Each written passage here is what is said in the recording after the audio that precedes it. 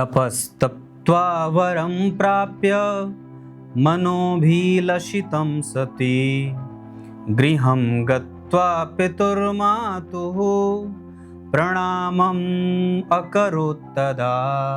प्रिय दर्शकों नमस्कार, एक बार फिर से उपस्थित हूँ आप सबके सामने आज के इस महत्वपूर्ण ज्योतिषीय कार्यक्रम में।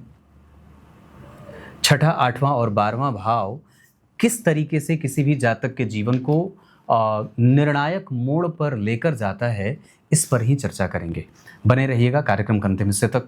कभी आपने विचार किया कि जन्म कुंडली में छठवें भाव के स्वामी छठवें में ही बैठे हैं, आठवें भाव के स्वामी आठवें में ही बैठे हैं, या 12वें भाव के स्वामी 12वें में ही बैठे हैं? आचार्य वर ये लिखते हैं, जिसमें कालिदास महाप्रभु ने बड़ी अद्भुत बात लिखी कि आठवें भाव का स्वामी आठवें में ही बैठा हो या छठवें में बैठा हो, छठवें भाव का स्वामी छठवें में बैठा हो या आठवें या 12वें में बैठा हो, 12वें का स्वामी या 12वें में हो या 8वें या छठे में बैठा हो, इसके भिन्न किसी भी भाव में नहीं बैठना चाहिए। तब ये विपरीत राजयोग बनाते हैं।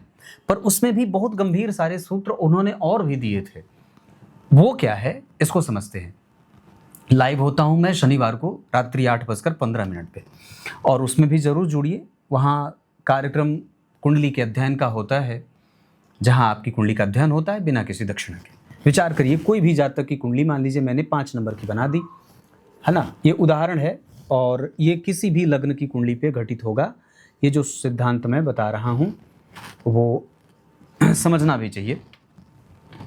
छठवें भाव के स्वामी छठवें में ही बैठे हों, आठवें भाव के स्वामी आठवें में ही बैठे हों, 12वें भाव के स्वामी 12वें में ही बैठे हों, तब ये विपरीत राजयोग होगा। ये आप जानते हैं, है ना।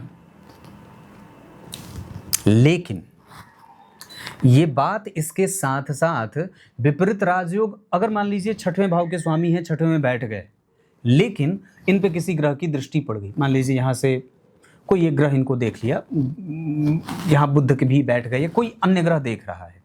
किसी भी ग्रह को आप बिठा लीजिए कि छठवें भाव के स्वामी को किसी अन्य ग्रह की दृष्टि प्राप्त है। आठवें भाव में जो ग्रह बैठा है उसको एक अन्य ग्रह कोई और देख रहा है। 12वें भाव के स्वामी को कोई एक और अन्य ग्रह देख रहा है।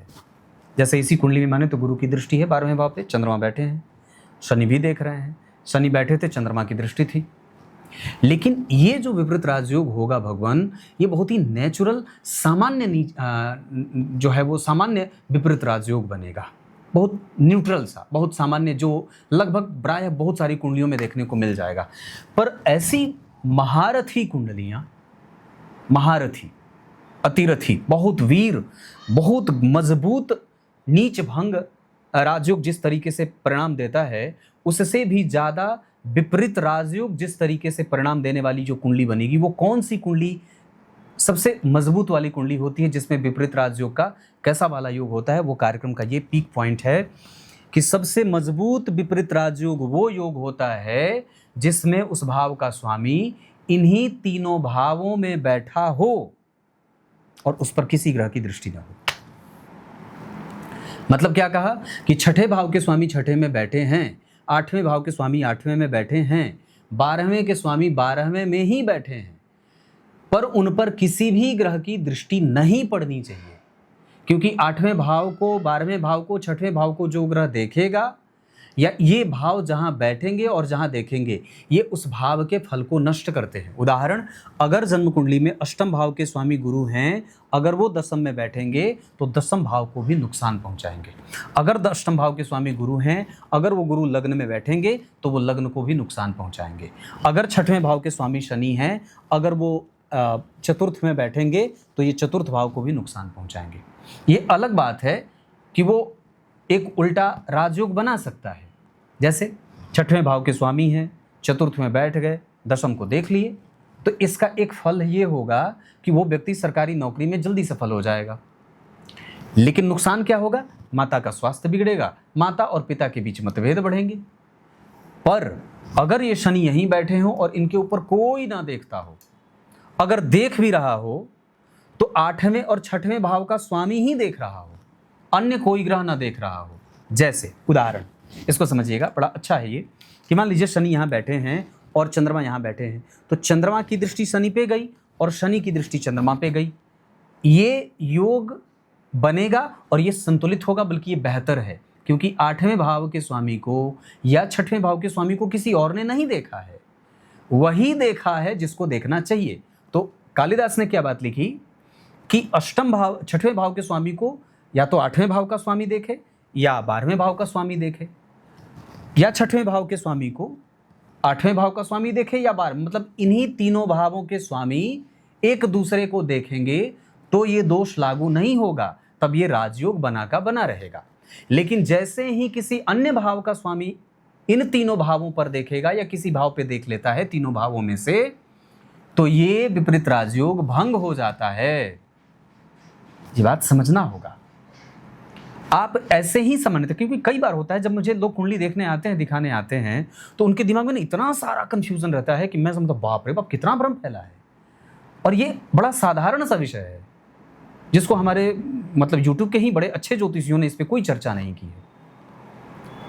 सिर्फ बता दिया 6वें 8वें 12वें के स्वामी हैं, इसी में बैठ गए तो विपरीत राजयोग हो गया, विमल राजयोग हो गया, है ना, सरल विमल हो गया। ऐसा नहीं है, आपको ये देखना हो वो राजयोग कब बनेगा। वो राजयोग तब बनेगा जब उस पर किसी भी ग्रह की दृष्टि ना हो। अगर कोई ग्रह देख लेगा तो वह राजयोग नहीं बनेगा, वो बहुत ही नेचुरल या सामान्य ग्रह सामान्य सा राजयोग बन के रह जाएगा। और तब इसका जो फल होगा कि कोई भी ग्रह नहीं देखेगा तो व्यक्ति धनवान होगा, सुखी होगा, मतिमान होगा, बहुत राजा होगा, राजा तुल्य जीवन जीने वाला होगा, सुखी होगा। आप इसकी प्रशंसा में आप अपने शब्दों में लिख लीजिए, पर वस्तुतः तो राजयोग यही होगा। क्लियर है? जैसे मेष लग्न की कुंडली बनी तो 8 नंबर यहां लिखेगा। अब लग्नेश जो होंगे वो कभी विपरीत राजयोग नहीं बनाते हैं। लग्नेश कभी विपरीत राजयोग नहीं बनाते। वो लग्नेश राजयोग बनाएगा पर उसका नाम विपरीत राजयोग नहीं होगा। लग्नेश हैं, स्वग्रही बैठे हैं, लेकिन ये नहीं कहेंगे कि लग्नेश ही जो है वो विपरीत राजयोग बना रहे, नहीं। क्लियर है? 2 नंबर की कुंडली बनी, 7 नंबर में बैठ गए तो क्या वो शुक्र विपरीत राजयोग बना देंगे? नहीं। लग्नेश है मंगल, अष्टम में बैठ गए तो क्या वो विपरीत राजयोग बना देंगे? नहीं। हाँ, कोई अन्य ग्रह जो लग्नेश के अतिरिक्त हो, 6ठे 8वें 12वें भाव का स्वामी, अगर वो इन भावों में बैठा है तो विपरीत राजयोग बनता है, और वो भी तब जब उस पर किसी ग्रह की दृष्टि ना हो। छोटा सा विषय था लेकिन बड़ा गंभीर था, आप लोगों को इसे जरूर समझना होगा। अपनी कुंडली में भी इसको आजमा करके देखिए। याद रखिए, कोई भी ग्रह भाव से प्रभावित होता है। सूर्य और चंद्रमा भी भाव से प्रभावित होते हैं। सामान्यतया अष्टम भाव में सूर्य जितना अच्छा परिणाम नहीं करेंगे, उससे ज़्यादा वो लग्न में अच्छा परिणाम करेंगे, दशम में करेंगे। तो ग्रह भाव से प्रभावित हुआ, इस वजह से वो भाव आकाश या ब्रह्मांड का वो कोना जहाँ पे बनने वाली राशि उस कोने से प्रभावित होती है। ब्रह्मांड का वो क्षेत्र दूषित क्षेत्र है, जहाँ पे अगर कोई भी राशि बन जाए, कोई भी ग्रह बन जाए, तो वो राशि और वो ग्रह दोनों दूषित हो जाते हैं। तो 6ठा 8वां और 12वां भाव कुछ ऐसे ही आकाश और ब्रह्मांड के वो क्षेत्र हैं जहाँ पे कोई भी आता है तो जरूर लीपापोती करता है, गड़बड़ी करता है। समझ में आ गई होगी बात। अब आइए कार्यक्रम के आरंभ में जो मैंने श्लोक पढ़ा था उसका अर्थ बता देता हूँ। ब्रह्मदेव से महादेव कहते हैं कि जाइए दक्ष प्रजापति को कहिए कि मैं उनकी बिटिया से विवाह करूँगा। ब्रह्मदेव जाते हैं और उधर उनके जाने से पहले देवी मैया जो हैं वो पहले पहुंच करके अपनी सखियों के माध्यम से अपने माता पिता तक ये बात पहुंचाती हैं कि हाँ, मैंने तपस्या पूरी की, महादेव प्रसन्न हुए और मैंने उनसे वर मांगा, या उन्होंने स्वतः मेरे बातों को जान लिया, वो हृदय को जानने वाले हैं कि मैं उनसे विवाह करना चाहती हूँ। तो उन्होंने मुझसे कहा कि हाँ, मैं तुमसे विवाह करूँगा और आप मेरी धर्मपत्नी बनेंगी, मैं आपसे पाणी ग्रहण करूँगा। पर यह बात दक्ष प्रजापति को समझ नहीं आई। उन्होंने कहा मैं ऐसी कौन सी तपस्या करूं कि मेरी बात महादेव सुन लें और मेरी बातों का उन पर कोई बुरा असर, मतलब वो मुझ पे कुपित ना हो। अब वो इस युक्ति में लग गए। अभी ब्रह्मदेव जाएंगे, वो कल जाएंगे। तब तक के लिए बहुत बहुत नमस्कार।